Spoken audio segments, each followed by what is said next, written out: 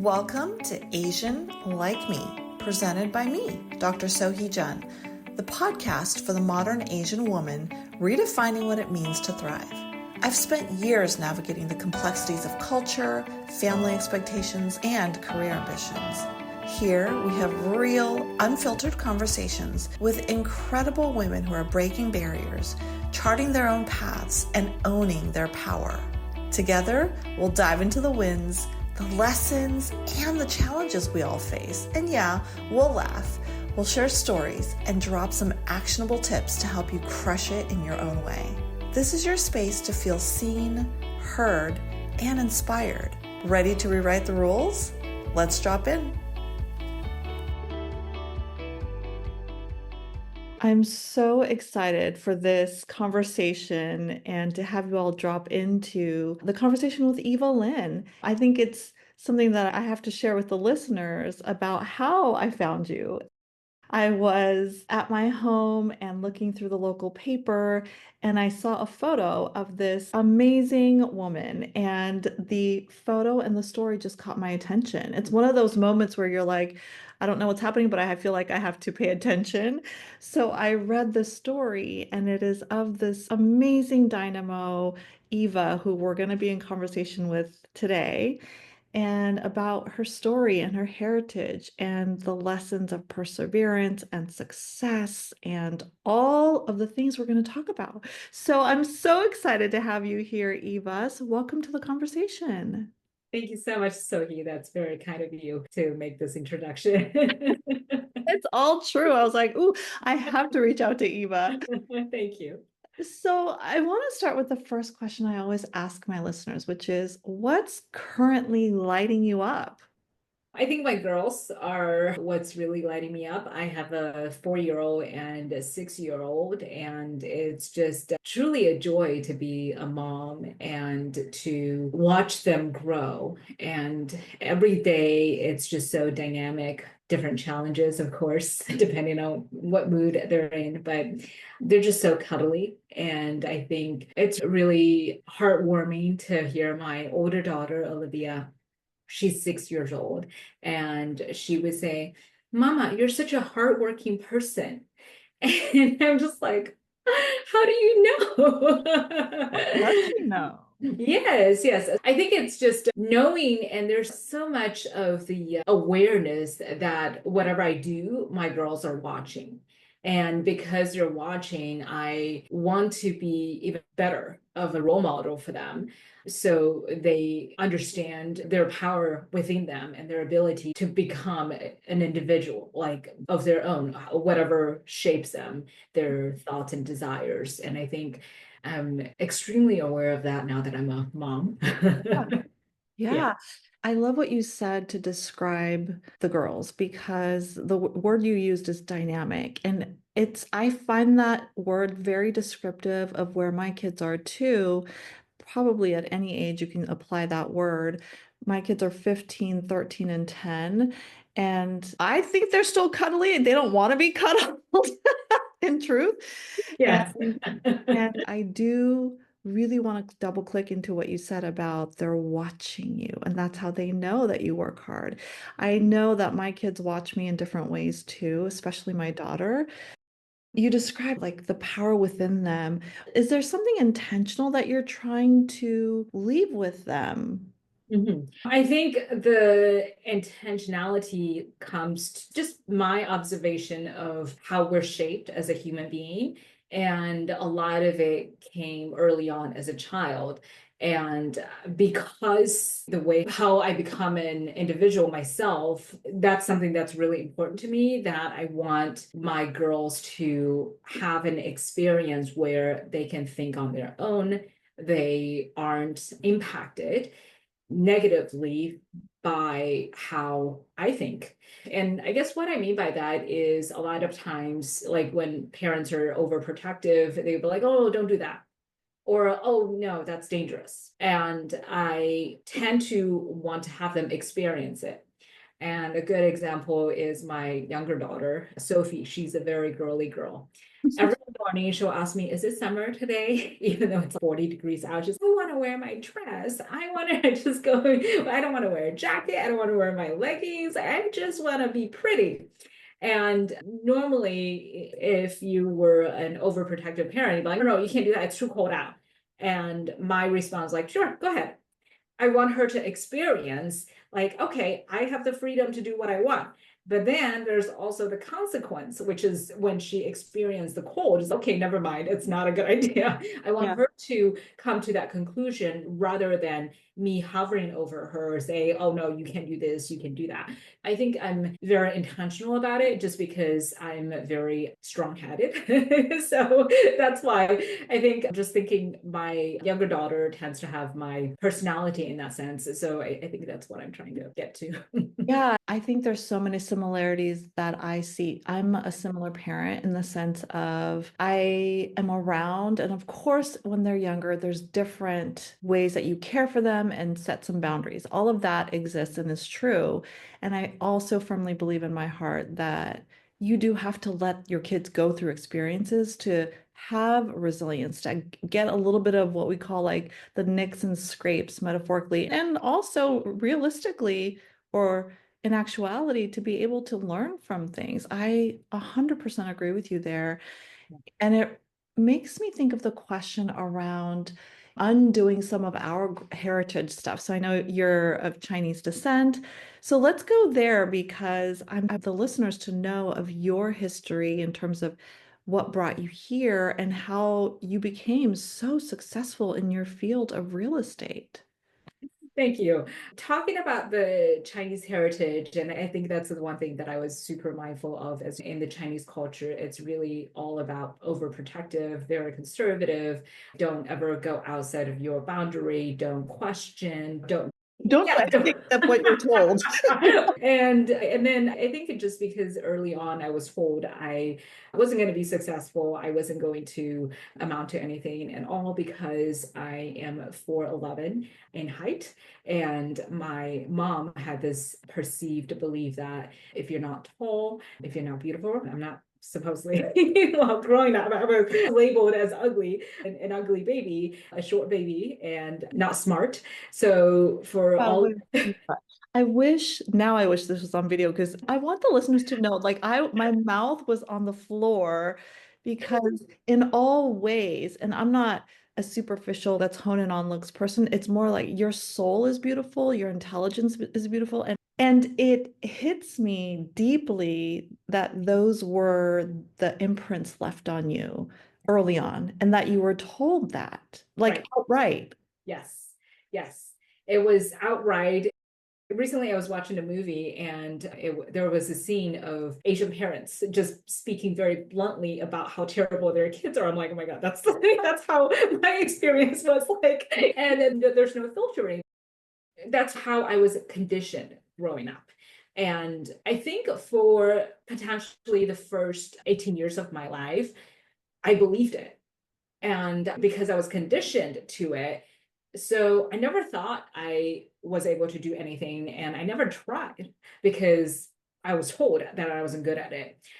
So Oh, I wow. never, no, I think it is one of those things where if you believe it, it's true. If you don't believe it, it's also true. It's all about your belief, Yes. right? And Yeah. I think my second half of my life was a journey, my quest to get rid of the belief that I was given early on. And that was quite a journey that I went on. And you mentioned that I have a lot of success in real estate. It isn't because I'm any better in terms of selling or just like the super badass salesperson. It really is because of the journey that I went on.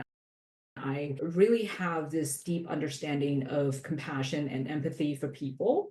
And I think it's because of the care that I give every step of the way, because I know the anxiety, the stress, the dealing with the unknown, because I personally have gone through all of those emotions.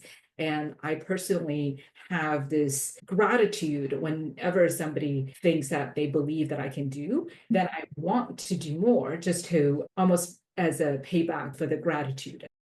It's that kind of dynamic That's what made me go above and beyond, I think, for just every client that I took on. And I would say not even just clients, like in every area of your life, it seems like you're a go above and beyond.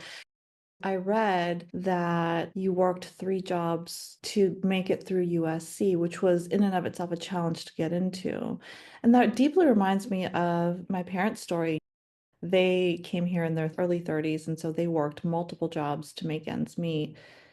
What was that point like? And even going back to what you said, like first 18 years of your life, and then get under the hood for me of what was the thing or things that where you're like, I'm going to undo my family conditioning and my beliefs that I'm not good enough. Like what clicked for you, if you can share like moments or a moment?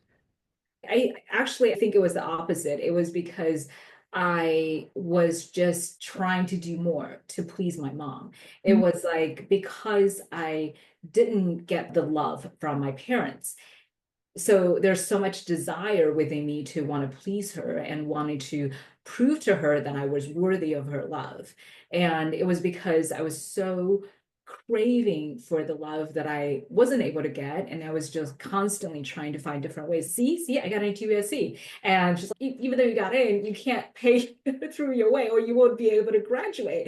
And it was just like, doubts after doubts of blunt words coming from the person that I want the love the most.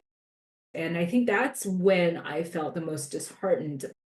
But I think the moment where I finally decided, you know what, I don't need your love and I'm ready to become my own person was when she accused me of stealing from her. And that was probably the most, Oh, Eva, thank you for sharing.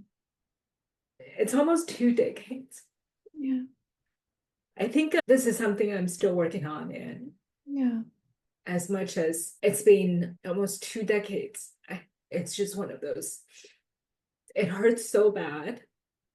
It almost seems like you can never recover from it. And I think that was the breaking point for me to say, this is Enough. it. Yeah, Yes, it enough was is enough. It was enough for me. So I stopped proving her, or I stopped doing things to please her. Instead, I started to carve my own way.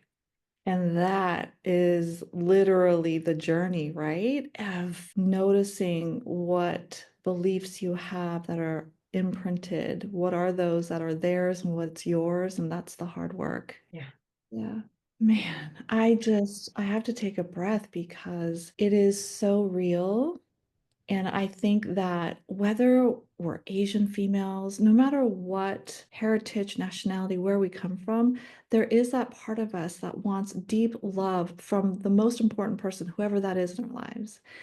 And if that isn't provided, it is like our life's mission to undo that need and really give it to ourselves. Do you think that's true? Like, I do. I've been on that journey. I want to give it to myself. Yes, yes. I have been on the quest ever since. I've been to all kinds of personal development programs that you can think of or heard of. Tony Robbins, I did Date with Destiny. What's And Date with Destiny? Date with Destiny, it's one of Tony Robbins. Do you know Tony Robbins? Of course, I'm in the whole space. I'm a leadership coach. However, I geek out on everything personal development, which That's I good. know you do too. Yes. How did you pick the ones that you picked? Yes, I first learned about Tony Robbins was when I was really looking to just find a way because I noticed that I was stuck and I was getting in my own way of my growth. So I Googled and I found Tony Robbins and I started to do life coaching with him, not him personally, because of course I couldn't afford it, but his team. And then I learned about Date with Destiny through this documentary called I'm Not Your Guru on Netflix. And when I saw that documentary, I was like, oh my God, I want to attend.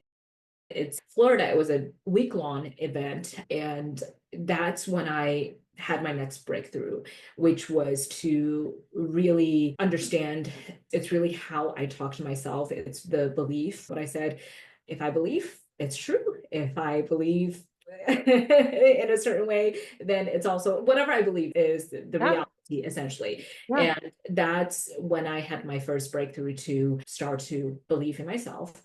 But also, the bigger part of it was from my husband, which was my boyfriend at the time. And if I wanted a mom that believed in me, he would be that person. Oh my Like the parent, goodness. just he would just support me like no one else. Like even when times and oftentimes I would doubt myself because of my previous conditioning, Yeah, and the way that he has so much confidence in my ability to execute also made me want to believe myself. And I think it was just because of that kind of confidence and support from him that's what made me continue to charge forward. that's And beautiful. That's beautiful. We marry the people we do for a reason. Sure. yes. I know I did with my four exes. However, he also helped what I call build up the foundation that we were trying to get from other people, our parents perhaps, and your Yes. sort of mom.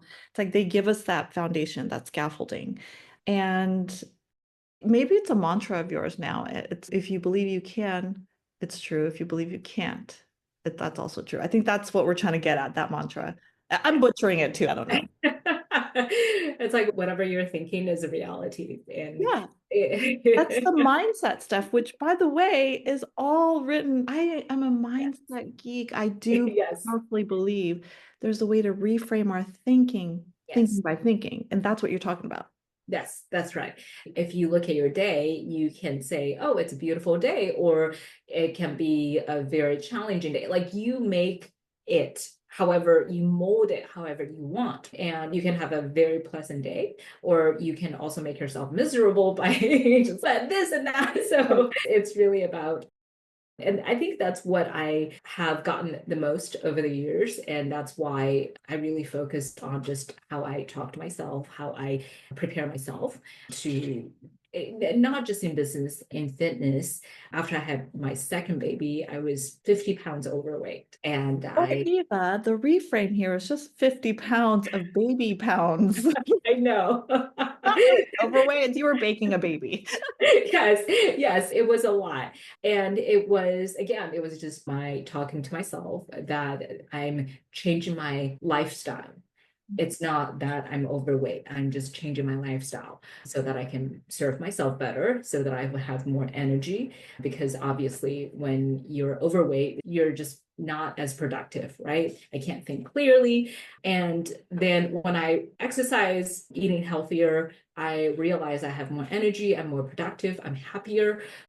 So all of those are interrelated. So then that's a positive reinforcement for me to want to do more and continue on this journey. And same thing with my business. It's like when I see that I'm getting happier and clients happy, happiness would light me up, and that's what want me to do more. So it's like that. That's You like, are You are a woman after my own heart. I love it. I believe in the mindset stuff so much, which is yeah. what my second book was about. And I am like whole wellness fanatic. So I do believe they're all very interrelated and it impacts how you show up, not only for your family, which matters, but also in your business, which also matters. So this anecdotally, and you're speaking to it, Eva, the years of coaching ambitious women, that's what I know is that we have a consistent routine. And so you're speaking to some of that. And look, this whole conversation in has been based on that one question that I asked at the top, which I love. We're going everywhere and it's amazing. So tell me about your consistent routine, because I bet you have one. My consistent routine has been where I see my trainer first thing in the morning. So Monday, Wednesday, I have a Pilates trainer. And Tuesday, Thursday, and Saturday, I have my strength training. So I do weight training on those days. And then I have 2 days of break, one of which I usually would just do a morning walk with my family. And the other day is just, I'm not doing anything. One day of, we need a day of I rest. know. I've had a routine where I did 7 days a week and it was too much. I was exhausted and I can't. So I realized that I do need 2 days where I'm not working so intensely on my body and just allowing my body to heal and recover, which helps me to perform even better strength training wise and Pilates wise. So that's the first thing that I do. And then I have my morning ritual, which is I either have my breakfast or I spend some time with my girls if I can catch them before they leave. And then my day just gets crazy. Meetings, just email responding. Then it just depending on how the day goes, it's like tornado. Yeah. It's a whirlwind and every day is different, but also because it's so dynamic, that's why I love it, because I can never see myself sitting in front of an office desk working 5 days a week. Yeah, you're out and about and doing I all of love the things. I that. do too. I Yeah. feel there are so many upsides, at least for me being an entrepreneur. And of course, you're an entrepreneur too, and an owner of your own real estate firm. And there's upsides if we're able to really tap into being consistent and taking advantage of having the freedom to make our own schedule. And that takes discipline too. It does. It definitely takes discipline. I think it's a lot of it is just being very intentional about time blocking. And that's one of the skills that I always teach my team is you want to time block, otherwise you will never have your own time.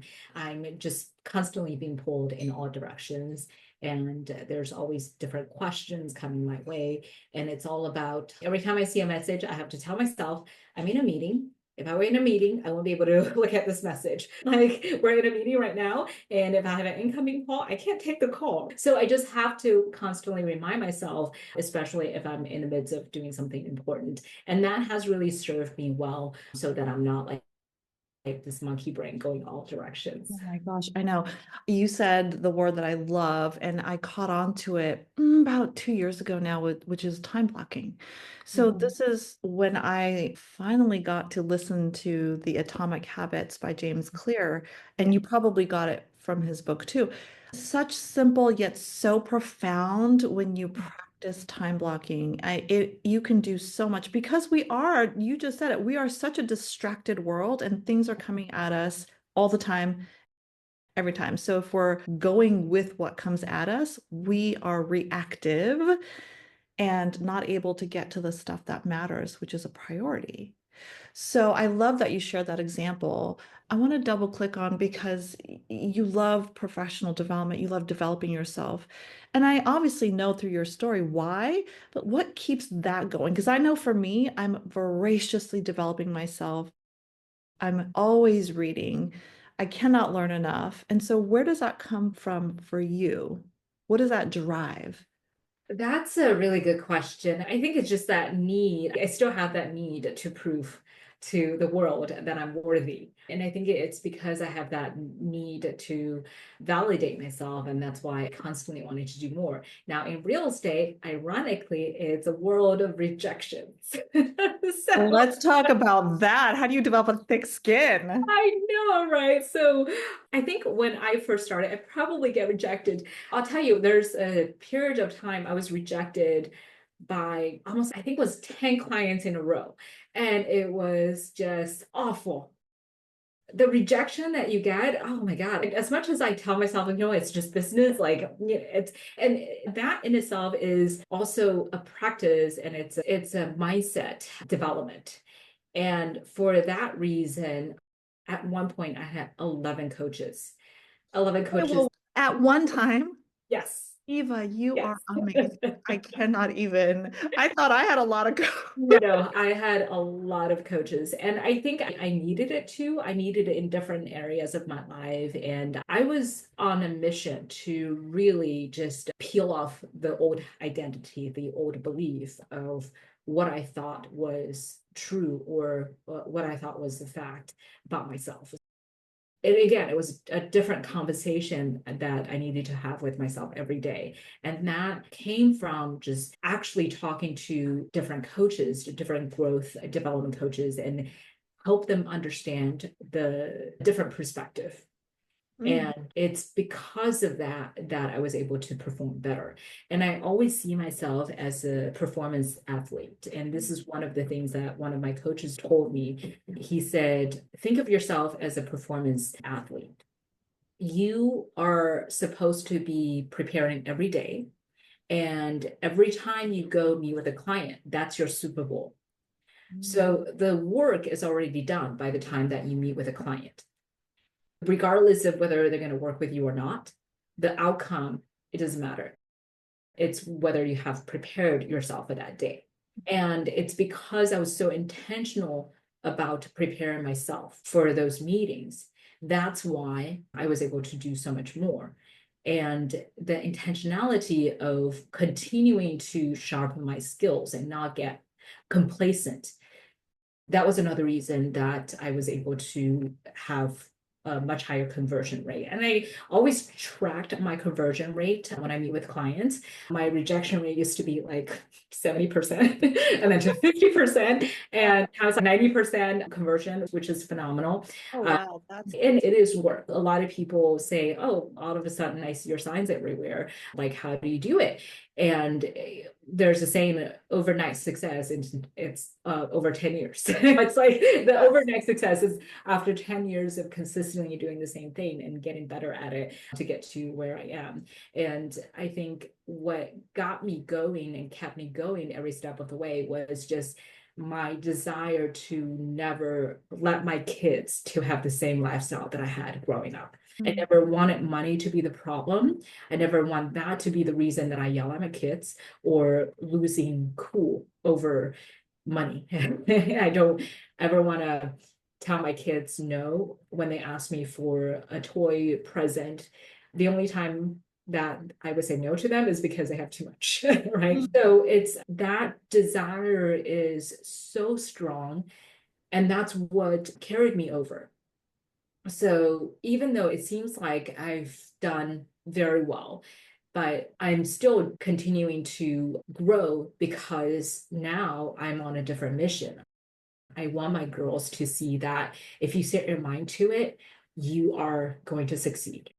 And no matter what that is, could be just because they're just learning how to read and they're running into challenges. And I say, you know what, that's okay.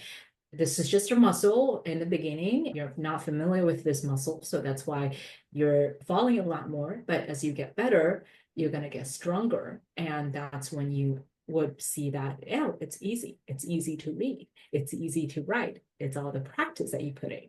Yeah. Okay, I have a million and one questions for you after all of this. It's so beautiful. First, I want to recognize and share with you that I think your girls are very lucky to have you as a mom. Let me Thank say you. that first and foremost. I think that we don't say these things enough to each other as women and as moms. And I see you and I see all of the undoing that you are embedding different imprints, different beliefs, different possibilities with your girls. And isn't that what we're here on this planet to do, is to not leave our traumas with our kids? That's the work. So for me, it really is about showing my kids that what's possible and for them to lock into the mindset. And it's so interesting, Eva, as your girls are younger, my kids are in their teens, early teens now. You wonder, what do they take in? What do they hear? And what are they seeing? With, of course, intentionality, you're hoping to leave a certain legacy, a feeling, experiences. And it's really cool to see how it comes out as they grow. And my hope for my children was to have them have some core confidence, because for me growing up, it was like very shaky confidence. I did not have core confidence. I didn't feel seen in my house. And so, no wonder I'm a global keynote speaker. I write. It's like these things that we're like, I'm doing this work because it helps me be seen. Right? I mean, let me just be honest. Yeah, no, totally. Like, Yes. I give myself more love, and that's the work, and it's getting better. But like, also, I do this job because Exactly. I feel the same. I know. So I'm sharing this, and Yeah, I think that's most of the overachievers. There's a need to prove. yes, and does that ever go away? I think we diminish it, like it gets a little bit smaller and we can get more aligned to our authenticity. So I want to put a pin on the authenticity piece because I want to know like what that means for you. But Yep. like 11 coaches, thank you. Shout out to, hello, as a coach, I was like, Eva, Listeners, I did not ask Eva to say this. I had no idea she was going to mention about 11 coaches, but here's literally why people need to work with coaches: unbiased feedback, unearth your blind spots. And I love what your coach said about performance athlete. Yes, that's the mindset. Yes, absolutely. And it's so crazy. I can tell you that I think I invested over $100,000 a year just in coaches at one point. Just I want to say that if that number is correct, my husband would know because he's a number guy. I don't even care how much it is. You can make me better, fix me. Okay. Yes. I'm signed up. I did see myself having a tremendous growth when I execute, when a coach can teach me how to speak differently, how to write differently, and how to just operate on a whole different level. And it's a shortcut, right? Because if you think about people, usually a person's career it tends to be you learn as you go, you accumulate your experience, and then you grow from there. That's the a normal person's trajectory. And a lot of people are okay with that as their career. And if you want to take a shortcut, either you just somehow accumulate a ton of experience, and that is usually where the coach comes in because the coach that I worked with, they were high level coaches. I had a communication coach.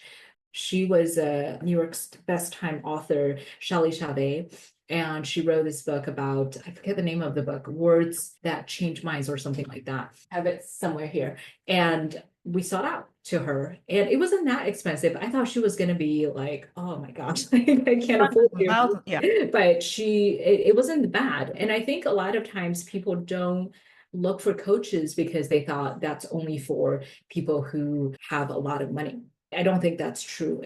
When you're being intentional and when you're sincere to seek out mentorship, people want to work with you and they want to help you and they want you to help you grow. And that's been my experience. And we have been so fortunate to have many of the best coaches in the country that I got to work with for that reason. I love that. I have found that many women don't give themselves the permission if they're paying for it themselves. And I think underneath that hesitation is the belief of, Am I am worth I it? worth it? Yes. Yes. Yeah. Oh my God. You and I are so on wavelength today. This Yes. is just filling me up. And I do believe that's true. It's like the Yeah. worthiness underneath the, oh, I don't know, I'll get back to you. Yes. What would you say to that? Yeah, I know. It could because when you say that, you're already doubting yourself and you're saying that you're not good enough to have a coach to deserve the growth that you want or the lifestyle that you want. Yes, worthiness, deserving, all of that. There's so much that work that women in particular I found because I coach mostly high performing women Mm. around that mindset. It's very sneaky. Yeah, yeah. I am wondering, so we touched on a lot, rejection. So let's go back there a little bit. As you were getting rejected, what is the mantra or the thing that you told yourself to help you move forward? I think this is really important to share with listeners. Yes, yes. And that's a great question because I still say that today. So what I tell myself is that is it's not about me. The client is doing what's best for them, for their situation. And they rejected me not because I'm not good enough for them. It's because they made the best decision based on their goals. Mm. And I just happen not to be the person to fit into that goal. Yeah, I I love just that. have to keep telling myself that. So, It really, it has to be on repeat. yes, yes. I'd love to share an example if you have one too, please do. Recently, I came upon a new client who reached out to see if there's a possibility to do an offsite for them, to be a keynote speaker. And I send my clients my investment sheet up front so they know what the cost is, and we don't have to have that discussion in the meeting. And so she emailed me back right away saying thank you, but no thanks, in essence, because it's out of her budget. So literally, it was in that moment, Eva, where I had to breathe and tell myself, it is not about me. Yeah. It is about literally their budget and what they allocated. So to the work of depersonalizing it, Yeah. I had to repeat that many times and breathe through it so that I didn't let it seep into my system of, ooh, I'm a failure or I'm charging not enough or too much or whatever the story is. Exactly. Yeah. It's hard work. And I'm It a is. coach and I live and breathe this stuff and it's hard. It is hard. It is hard work. And I think our emotion and our trauma from early on, when you experience rejection, that's when all those little old wounds are coming back on. Is it because of that? So, yeah, just in my recent coach, it's a leadership coach, and he tells me that you want to honor those emotions. You want to, rather than ignore it, just acknowledge and actually feel it. And I think that's one of the things that a lot of people do is not acknowledging the emotion that we have. Right. Just We're push it aside. exactly suppress it. Like I was taught to suppress my feelings, to suppress my sadness. I was not allowed to cry. Even I was not allowed to cry. It's a very Asian thing, right? It So, must be because now yes. I weep all the time. My kids are so funny. There goes mom crying again. But I think this time it's because it's perimenopause, whatever. I still haven't. I'm still practicing to be able to let go of my emotion and be vulnerable. I think earlier you said the article that I released was really very wrong. And that's what I want to live by is just the authenticity and the transparency that's really big for me, just because of how I've had almost 2 decades of suppression. So I'm just There's a like, lot underneath. yes, yes. But now that I'm saying, hey, look at me, no, but it's just I think there's so much freedom when you can speak authentically. I think when you can't speak your mind, when you can't speak truthfully, there's no immediate connection.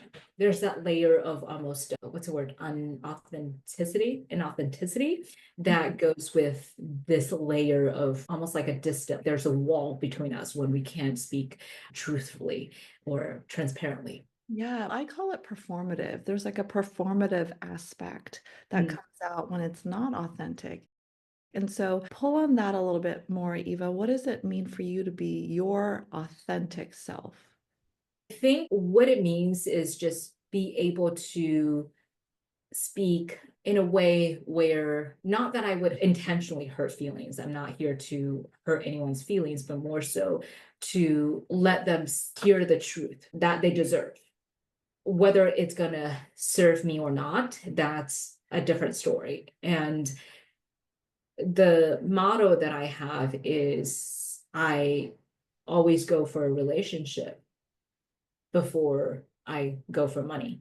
And when I serve my clients, when I can speak truthfully with my clients, they can also see that about me. And I think it's because it's almost like a reinforced positive reinforcement that I have received. And that tends to be the route that I always go. Honesty is always the best policy. But I think for the first 2 decades of my life, I wasn't allowed to be transparent. I wasn't allowed to be authentic. I was asked to lie in different situations, and I never felt good about it. There's always that part of me that just wanted to scream, but I couldn't because I was afraid. Because on the one side, I wanted to please. And then on the other side, I felt like this is not me. And I think the second half of my life, I was committed to be a person of my words.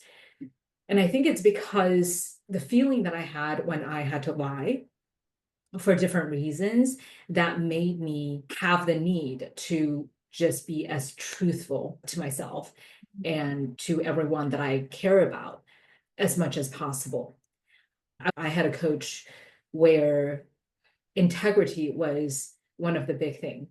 And in the beginning, it was hard for me because it Oh, was an unfamiliar territory. Like in integrity, and it's not even anything big. And I'm not saying I'm just lying, cheating, all kinds of things. It's really the little things. Like, because when I was growing up, I was always told different promises, but those promises were never fulfilled.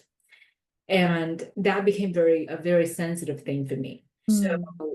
when I promise something, and if I don't do it, I immediately feel this like it's within your body. There's that, you just feel a little yucky about something's wrong. And the feeling that I get, I just did not like how I have that feeling. When I said I was going to go for an exercise, and then I would hop on it and then I hop off. It's okay, never mind. And that's me not being true to myself. I said I was going to exercise, but I didn't.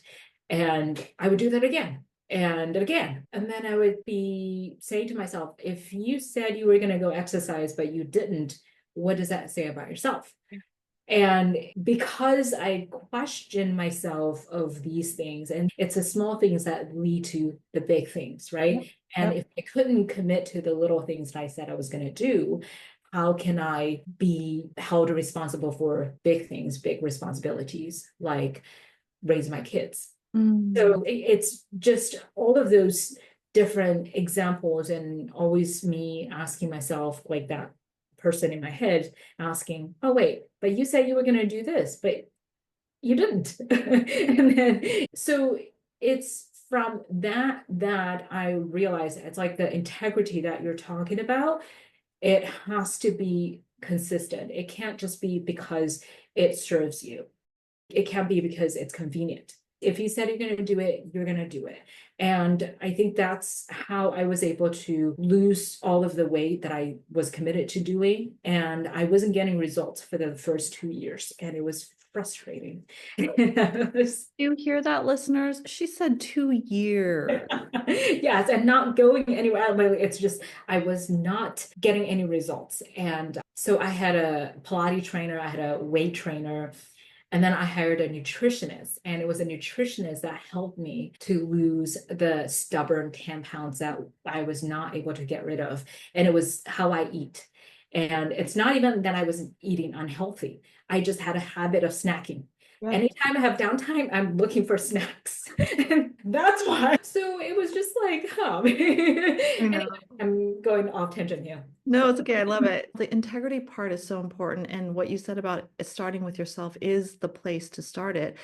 Anytime I'm coaching anyone, it's really about how do you stay in integrity with yourself? And it is through those questions. Okay, I said I'm going to go for a walk this morning. I didn't do it. And that moment is where a little bit of trust is frayed with yourself, Yes. right? And it's those, I call it the micro moments, Yes. 1% thing that, to what you said, grows bigger and amplifies. So then you're a ball of not trusting yourself. So how are you going to trust yourself to go get a big client to do the big work? Exactly that. Uh, 100%. by the way, congrats on losing all of that weight. It takes intention, purpose, all the things, energy, mindset. So I really see you and applaud you for that. Thank you. And what I want people to take away here too is the power of asking for the help because you deserve it, right? You called in a Pilates instructor, a weights person expert, and a nutritionist, all the people that can really help you unlock it in different ways. And again, I want people and women to know that you can, one, find the help if you look. It's probably closer in your orbit than you think. They're there for you and you do deserve it. Yeah. Absolutely. Yeah. I'm going to be 40 in 3 months. And never in my wildest dream that I thought I could do pull-ups. And I've only had my trainer for maybe 9 months. Wow. And I was able to do 3 pull-ups, which was like Oh, that's so badass. right? It's just those are the times where I'm like, oh my God, like again, it's just like reinforcing, like when you set your mind to it and you're intentional about it, like you can do anything you want in life. And I never thought I was going to be a badass person who can do pull-ups, which Your arms, by the way, I am looking at your arms. I love it. People can't see it, but she's got some muscle. yeah, and it's in that short period of time, like 9 months, to get the muscles and the to get you stronger. And you do want to get stronger as you get older because that's when you lose your muscle dense and just again like energy, losing energy, focus, which is all very important to me. Yeah, and by the way, I'll add to that by saying muscle is what helps us burn calories when we're just sitting, like more calories, right? So, all of that. I want to congratulate you on reaching a milestone birthday. I think personally for me, the 40s have been the best decade, except I'm 6 months away from turning 50. And I'm telling you, 50s is going to be the best decade of my life. I just have this feeling because of all learnings, unlearnings, personal growth that I've done that Mhm. you did in your 30s, I did in my 40s. And it's just every ounce of energy that it takes to do that is worth it and doable. Eva, I want to ask you two questions. What is next for you in your business? And how do you define what it means to be a modern Asian female? What is next for my business? I want to continue to positively influence the community. I hold Pasadena dear to my heart, and I will continue to do what I do to just be the small impact that I make in the community. So that's always been my commitment and will continue to do. Being a modern Asian female, the definition of that is really being an example of what's possible and being an example to other women. They don't even have to be just women in general. And it could be men too, right? Just as an example of when you believe in yourself and actually being intentional about setting out to do the things that you set out to do, making sure that you start with the small things, and it's always the small things that make the biggest impact. And when you take these to heart, that's when you will see the biggest result and the biggest impact, and not just for you, but also for those that you love. And I think that's my legacy, and that's what I actually, I hope I forget this coach's name. He wrote a book about writing your eulogy. And for 30 days straight, I wrote my eulogy. And it was a eulogy of what I want people to remember me by. And that's how I'm living my life. If I were not here tomorrow, how would I be remembered? Have I made an impact in their lives in a positive way? And those are the questions that I always have when I'm being intentional about doing things. Eva, that is so beautiful. And boy, was this conversation very dynamic. I love that word. And even though you and I have met just recently, I feel as though you are a woman of my own heart. So thank you for being in conversation with me. Oh, my pleasure. Thank you so much for having me. Yeah. What an immensely powerful conversation. I don't know about you, but this was personally deeply resonant on so many levels. And as I think about our conversation, there were really five big themes that jump out at me in regards to the big things that we dove into. The first being around worthiness and how our family can leave imprints intentionally or unintentionally that really impact our sense of worthiness. And in Eva's case, put us on a trajectory to develop a solid foundation of worthiness. The second big theme that jumped out and was just a tie through all of our conversation was her explosive growth journey and her voracious appetite for personal development and the intentionality behind all of that. And tied to that is the self-talk and the mindset work that is parallel with growth and doing things intentionally and differently. And then we also talked about authenticity and what that looks like for her and being able to speak transparently and openly and vulnerably. And the whole conversation was really about being intentional, right? So that the first 18 years of her life was going about believing what her mother told her about not being able to achieve, not being good enough. And that the second part of her life was really a journey of undoing the imprint that left within her and looking and seeking for the right support to be able to really unlock herself from those narratives. I just really love the intentionality behind her journey. the ways that she called in help and reached out for help from different coaches and different personal growth experts that helped her at every kind of stage of her life. And so I want to invite you into thinking about your relationship with worthiness and how you can give that more to yourself. So reflect on that. And where can you secondarily ask for support in your own growth journey? And I invite you to get really curious here. Are there areas that you can get more curious for yourself that you can call in support, whether it's a mentor or a coach or a personal development expert? And do you have beliefs of worthiness around your own growth? So, really explore that for yourself because I do think it's powerful when we give ourselves permission to, one, recognize that we need support, and two, to actually get it. I do really hope that this episode left you with some really powerful nuggets and things to think about, as it still has for me. And please do share this resonant episode with your tribe. It is my personal mission and vision in life to really amplify these stories that are real and that are authentic and that deeply connect all of us, whether we're Asian females or males.